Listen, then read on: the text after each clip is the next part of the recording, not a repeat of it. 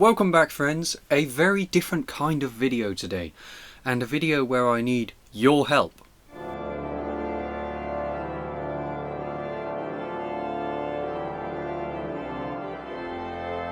This week, it's Research Week. I didn't go to one church, I didn't go to two churches, I went to 8 churches.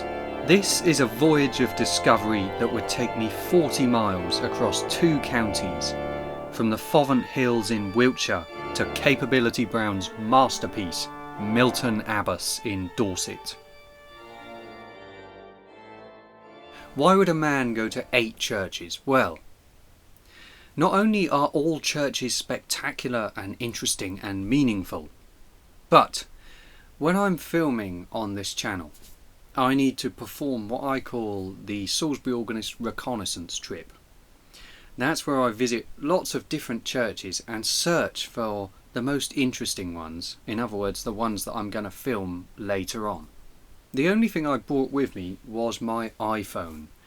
An iPhone is the modern day sketchbook, notepad, pen and paper, call it what you will. It is fantastic. It has an almost infinite number of pages to write on, and you can perform a sketch quicker than Constable ever could have done, with lots more information. So what you're about to see is my sketch of each of these churches, and perhaps you can help me decide on the music which I'll go and perform if I go back to them. And also we can uncover some of the basic raw history and beauty in these buildings.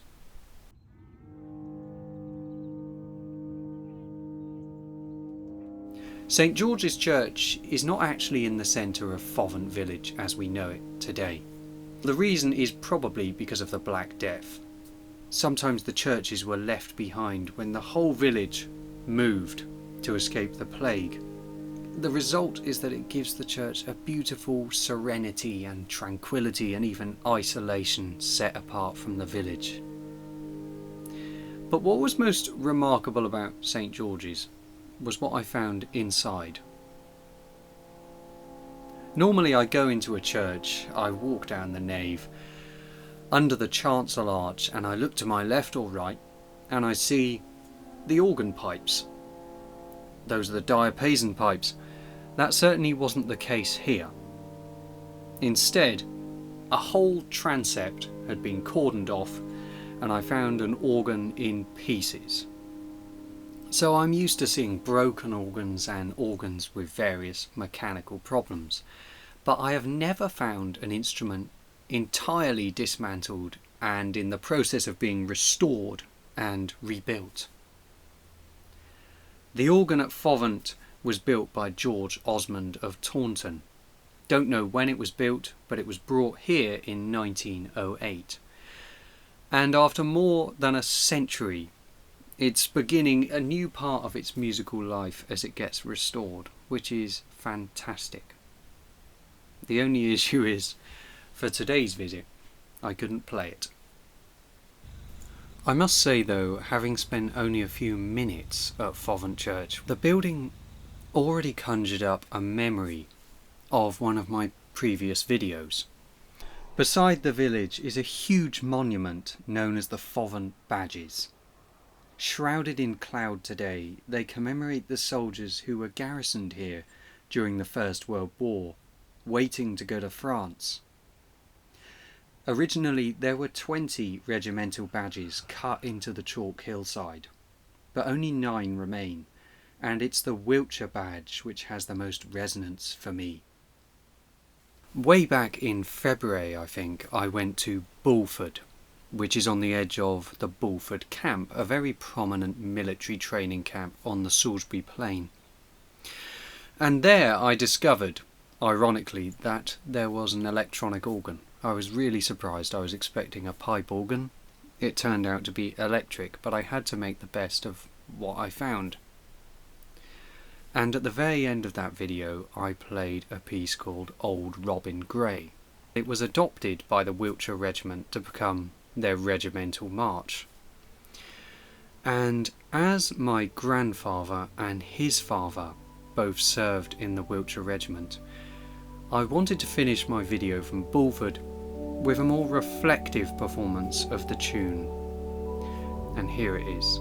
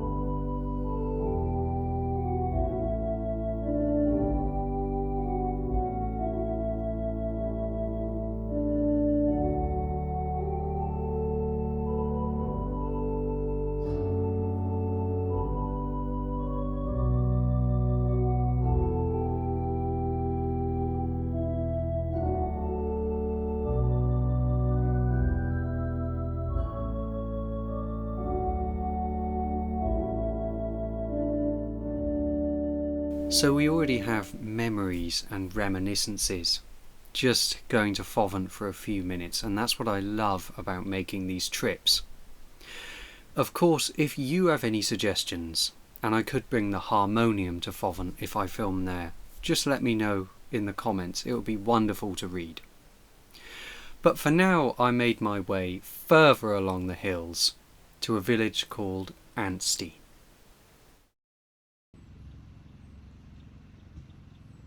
The houses here are dotted around a large fish pond, which is man-made. It dates to around the 1700s, when a big earth dam was created. St James's Church in Anstey is beautiful. I actually missed the church when I came in because it was so remote. It's at the southern end of the village, and that makes it extremely peaceful. Once again, you can always find calm in these village churchyards. It's amazing. And I certainly did in this one. It was a very serene, beautiful autumn morning with the leaves scattered on the churchyard grass. First of all, I found a grave in the churchyard which was completely covered with ivy, and I wondered why had nobody picked the ivy off this grave and who lies underneath. Further round the churchyard, views of the hills beyond, and two benches. One of them was completely broken, almost unusable, which was quite a happy sight actually, because you think of all the people that sat on that bench and it's been gradually trodden down into the grass. But the greatest secrets of this church were inside. It was quite plain inside. There weren't many soft furnishings, but it was incredibly neat. As far as music is concerned, I looked around, I looked for a pipe organ somewhere. I couldn't find one. I thought, well, there must be no instrument, but when is there ever no organ in a village church in England? They almost always have instruments. And then I saw the big, dark wooden box, and I knew in a second that that meant the church had an electronic organ. You've just heard an electronic organ. They don't sound too bad, but broadly speaking, they all sound the same. And that's why I don't tend to record them unless I really have to. I think the problem with electronic organs is that there is no challenge. They all have a huge array of stops. They're all in tune. There's so much choice.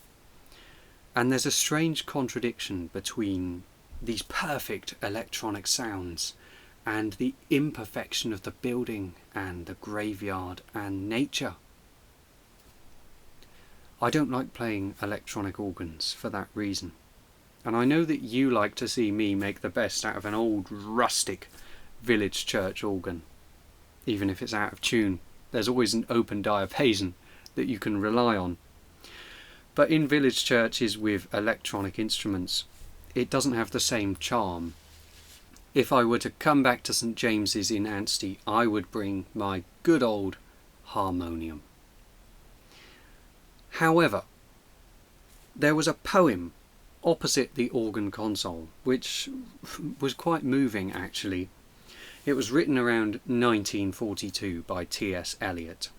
Hence we go from the First World War to the Second, between two churches, so much meaning already. Let me read you this poem.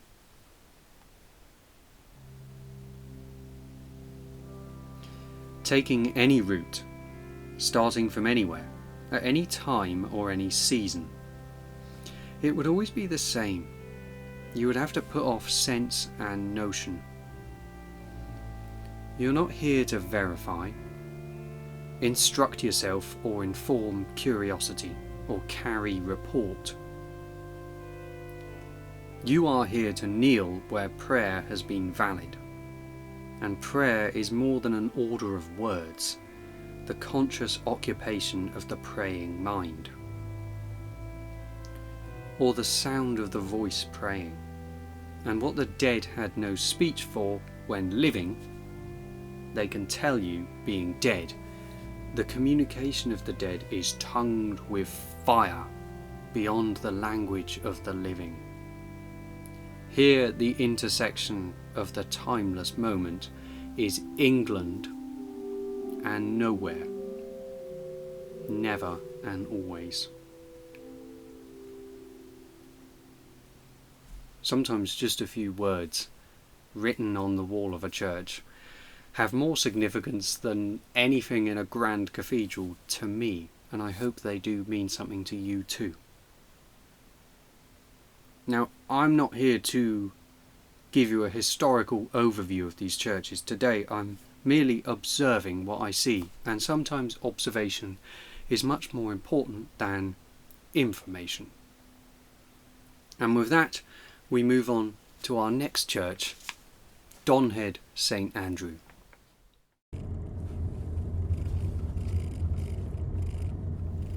By the time I reached Donhead St Andrew, I was beginning to feel rather peckish, but this church certainly gave me food for thought. From the outside it looks fairly conventional, doesn't it? The tower and the sandstone walls. But it's only once you go in that this church reveals its greatest secret. This is one of the most spectacular and successful village church renovations I've ever seen. The inside is bright and clean, and they've removed the pews and replaced them with chairs. We might see pews as being quite a traditional furnishing in village churches, but actually they were added by the Victorians, so fairly recently in the church's history. Having chairs instead means that the building can be used for loads of different purposes. You can move the chairs out of the way, or you can turn them round for concerts. And for me, there will be no better concert than an organ recital here. Just look at this instrument. I could not believe this organ looked so magnificent. In fact, it didn't look like that before. The organ has undergone a big restoration, just like the church, and it matches beautifully. It's on top of a plinth which is temperature controlled to keep it in tune. Complete luxury. The organ was restored in memory of William Scheider, who was an American Bach scholar and organist. His stepdaughter lived in Donhead, and the work is fantastic. The pipes water gilded, new ranks added to complete the pedals, and the whole instrument cleaned and overhauled. There's no doubt that I will be coming back to this church, and I have something in mind like a Bach recital, because this instrument would be perfect for Bach's music. For example, do you remember my recital at Alverdiston?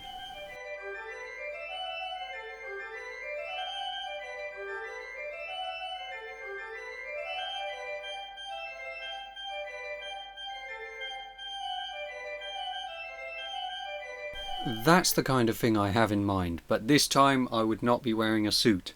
Crikey, I had so many comments about the suit last time. Sorry, I'll wear a t-shirt this time. Anyway, elsewhere in St Andrew's Church there is a memorial to Captain John Cook, who at one stage lived in Donhead Lodge. So he would have worshipped in this church. The sad part is that he technically retired to Donhead Lodge with his wife and his 8-year-old daughter. But he was drafted back into the Navy. It was his ambition to serve with Lord Nelson. But unfortunately he died at the Battle of Trafalgar, and his memorial is here in the church. So perhaps Eternal Father, Strong to Save could be another contender for a performance.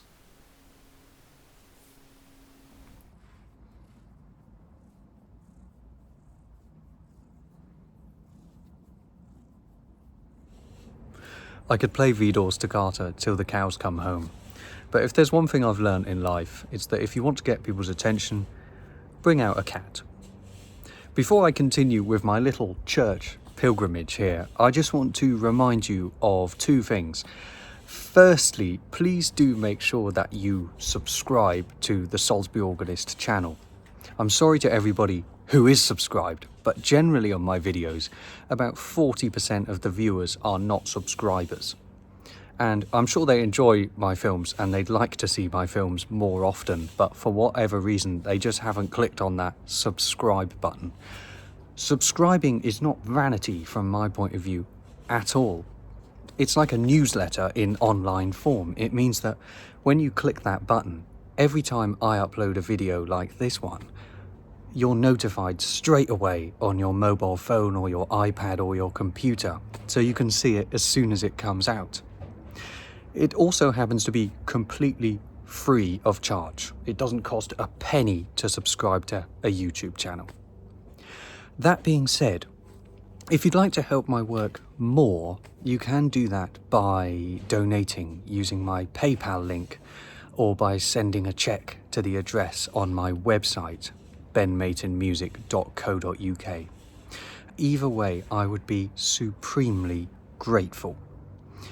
Part of the reason for making this particular video today is to show you what goes on behind the scenes in my head, my thought process, but also the work involved in producing films that I'm proud of.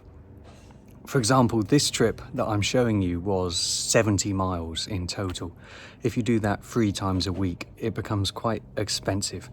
And there is so much work involved in making these films as good as possible for you. So thank you, and if you could support my work, I would be extremely grateful and appreciative. And so would Anastasia down here.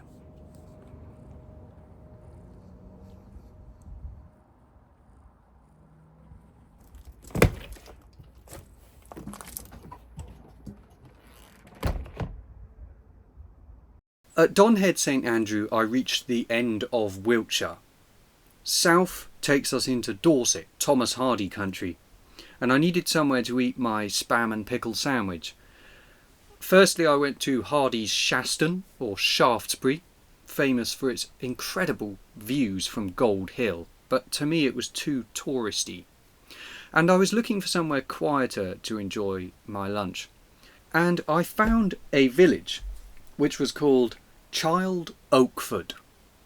That's a very delightful, charming name for a village, isn't it? And the church there was not actually on my list of churches. But after I'd visited, I couldn't believe I didn't already know about this church. The reason it's called Child Oakford is because child is an Old English word meaning a noble son. That's where it comes from, and that was probably an early owner of the village. And Oakford is the second part, which is fairly self-explanatory. Now, the church in Child Oakford was very beautiful, as village churches often are, but it had plenty of benches in its graveyard, and this was where I chose to enjoy my lunch. I think that eating your lunch in a graveyard is a fantastically reflective thing to do. There are so many good things about village churches in 2024 and beyond, and we should really celebrate those. One of which is the sense of reflectiveness, and to me if you could choose whether to sit in your car eating lunch, or in a coffee shop, or in the car park of a supermarket, or in a tourist hotspot, or in a quiet churchyard, I would obviously choose the latter. The views in the background, steps over the wall leading to a field that seemed to go on forever, and in the churchyard itself, long grass around the graves, and so much foliage for the wildlife. There won't be a Salisbury Organist Christmas recipe book because it would only have 2 recipes: the cheese and pickle sandwich and the spam and pickle sandwich. But maybe let me know in the comments if you'd like to know how to make a spam and pickle sandwich. Anyway, when I wandered into the church at Childe Oakford, I couldn't find any lights, but it looked so splendid in the dark. There was a 2-manual pipe organ, and I found out that the rector at this church in the 1500s was a chap called William Keith, who wrote 2 very famous hymns. The first one was "O worship the King, all glorious above," and the second was "All people that on earth do dwell," which is set to the hymn tune Old Hundredth. How amazing! I couldn't believe I didn't know this already. As if it couldn't get any more musical, the composer John Tavener, the newer John Tavener, not the Renaissance composer, lived in Childe Oakford until he died in 2013. We used to sing a piece called The Lamb a lot at Advent when I was at Oxford, and that was written by John Tavener. So there we are. You can find meaning and beauty and music everywhere in these villages. It's fantastic. Next, I went to the sister village of Childe Oakford, Oakford Fitzpaine.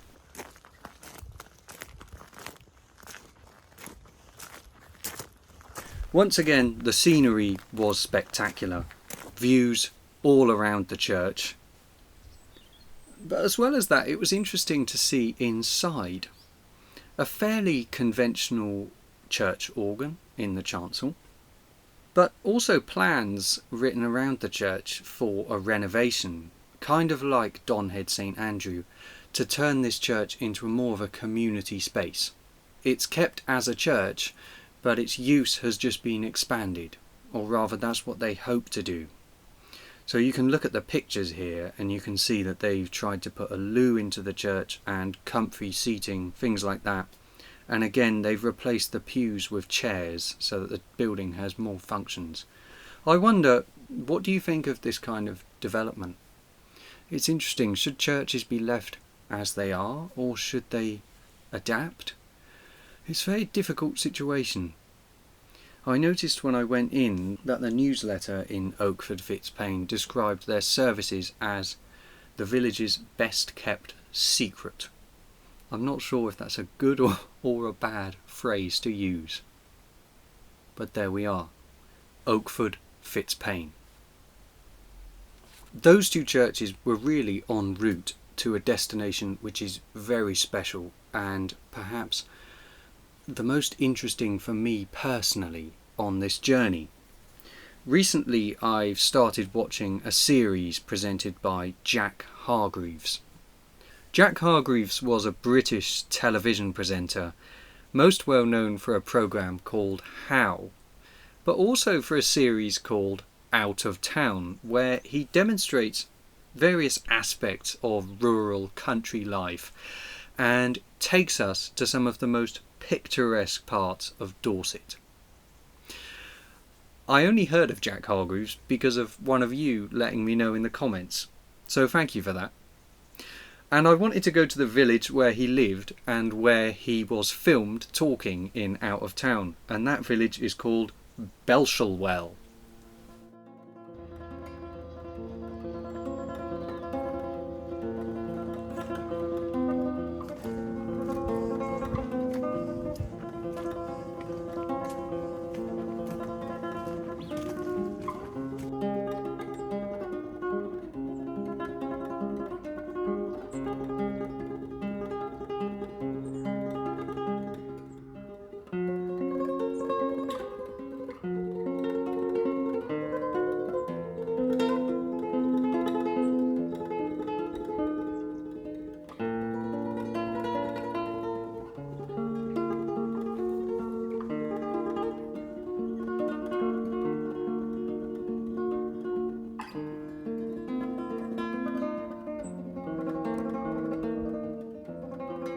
The church at Belshall Well is dedicated to Saint Aldhelm, an English saint of Sherborne nearby. It was the most remote church I'd found so far. In fact, it's one of the most remote that I've ever found. It's right at the top of this wet, damp village, with almost panoramic views. Inside, the church was very plain and simple and perfectly symmetrical, but I was drawn straight away to the instrument inside.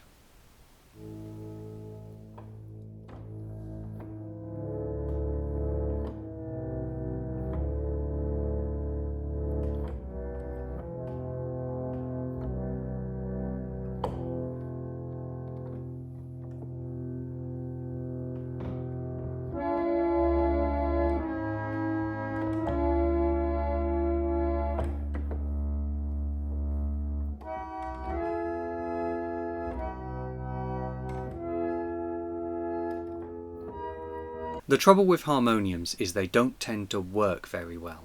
Whereas on a pipe organ you can usually make some music using the open diapason even if it hasn't been tuned for 5 years. Harmoniums suffer badly from age. They often are unplayable, the bellows are often broken, the stops are often unusable. I tried for a while to play this one and I noticed that the bellows were quite stiff and the instrument didn't hold air very well. Dodgy bellows means that these instruments can usually only huff and puff away, which is why I wrote that piece, Ode to a Friendless Church, at Long Critchell, which had an instrument very similar to this one, although a lot worse, I must say. Here's an extract from my Ode to a Friendless Church.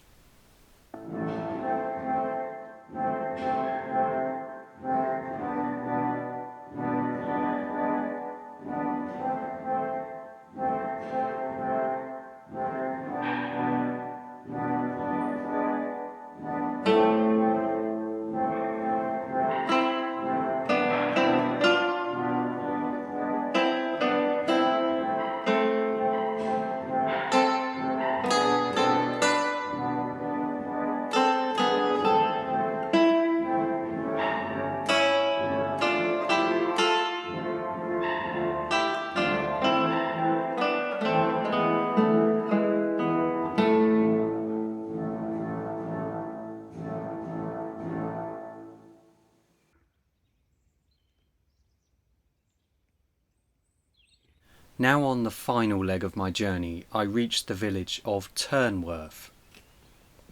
Where we often remember places for their sounds, this one was notable for being almost without any. Only the songbirds broke the silence.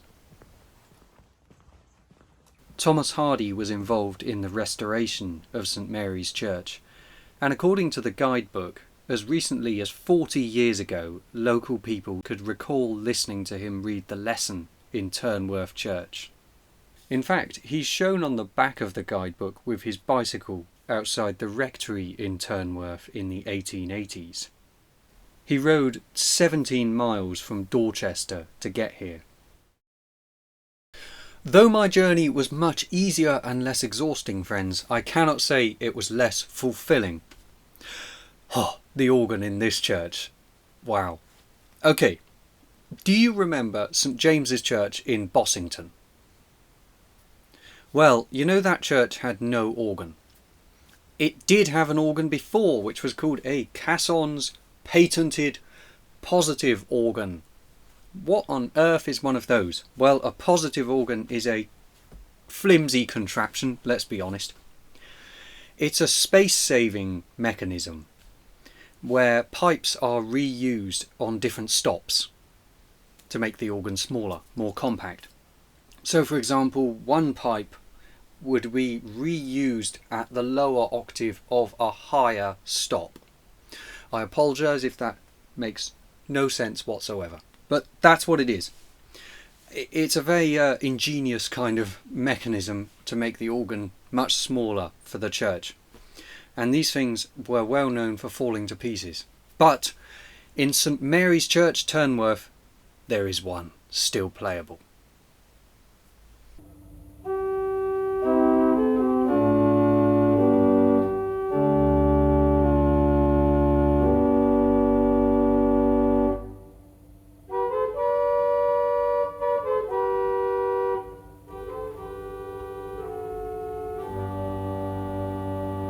I say playable, it did take me some time to get used to this organ. That's what these trips are all about. They give me inspiration, but they also get the problems out of the way. Sometimes notes don't sound quite right, that's just the way things are. If I was 120, I wouldn't sound right either. But you have to work with the organ. This one has pedals for pumping, but the mechanism has been replaced with an electric blower, which makes it much less exhausting to play. And generally speaking, it's in lovely condition. So that's St Mary's Church, Turnworth. Once again, I think I have no doubt that I'm coming back. And now we reach the final village of this 8-church marathon church crawl. I hate that phrase. Pilgrimage, prefer that one. And my final village was called Milton Abbas. I arrived at Milton Abbas just as the sun was beginning its steady descent on this autumn afternoon. I must introduce it using my 1927 copy of Unknown Dorset by Donald Maxwell. He describes Milton Abbas as the first garden city in England. The hero of this first garden city was Joseph Damer, who became Earl of Dorchester. He decreed that the old settlement of Milton was too close to his residence and proved an annoyance. He fell upon the little place and destroyed it as Vesuvius overwhelmed Pompeii. He had all the headstones in the churchyard removed, broken up, or buried. And this new village of Milton Abbas was the replacement. I made my way down towards the church, and I found a surprise waiting for me.